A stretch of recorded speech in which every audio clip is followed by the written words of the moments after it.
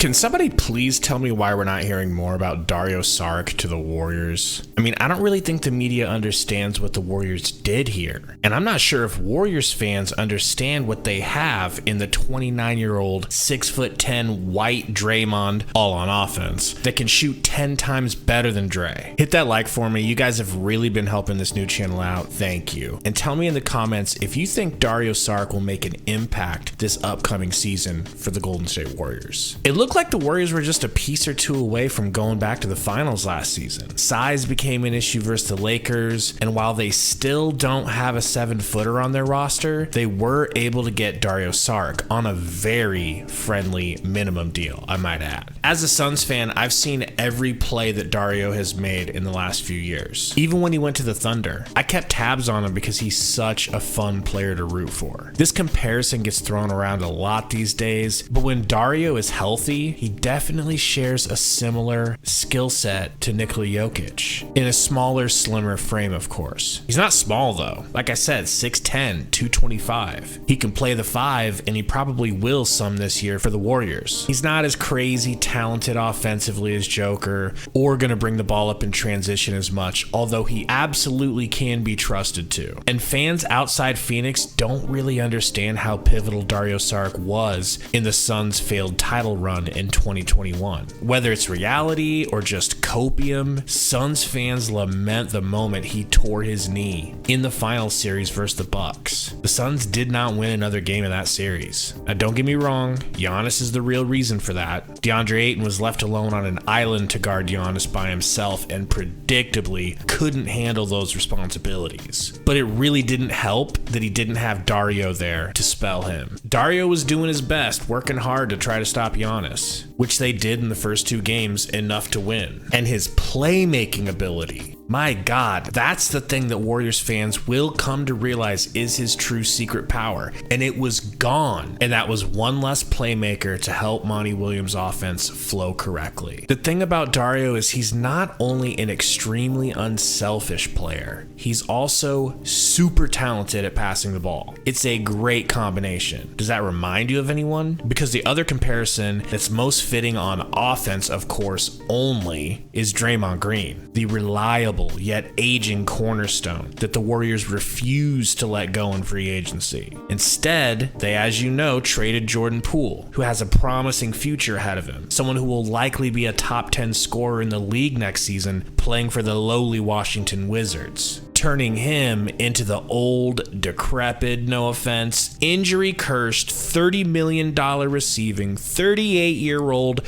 bench roll refusing Steph Curry and Draymond Green beef-having Chris Paul. I kid you not when I tell you that Dario Saric can do everything and more that Draymond can do on offense. Obviously, Dre is one of the greatest defenders of all time, if not the greatest. But when he comes out of the game, or after he knocks a couple of teeth out of Chris Paul's mouth and has to sit for a couple of weeks, or in case he decides to go breakdancing on Domantas Sabonis' chest cavity again, offensively, the Warriors are set, because in comes Dario, and the offense will not miss a beat. In fact, they now have a much more lethal shooter stretching the floor. Like I said, making all the big brain passes that Dre can make, with a lot less chest stomping. Better yet, you can play these guys at the same time and have a little bit more size on the court, because Dario can absolutely play off of him. He's another player that the ball will not stick to, and he will make the defense pay if they leave him open from 3,